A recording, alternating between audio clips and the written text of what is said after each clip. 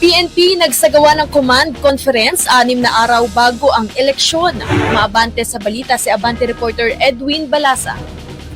Tama kay John Charmaine, 6 na araw bago ang eleksyon 2025 ay muli nagsagawa ng command conference ng PNP na pinangunahan ng kanilang hepe na si Police General Romel Francisco Marbil.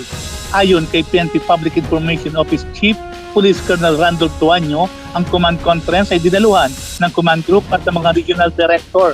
Pero sa halip na gawing physical, virtual na lang ginawang conference para hindi na umalis pa sa kanilang region ang mga regional directors.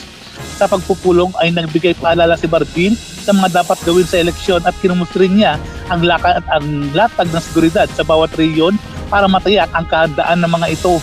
Bago ito, kahapon, hinimok ni Marbil na ipatupad ng maigi ang batas at maging neutral. Bukod dito ay pinatutukan din ni Marbil ang vote buying sa eleksyon, kaya pinabababa niya sa komunidad ang mga commanders at mga regional directors 3 araw bago ang eleksyon.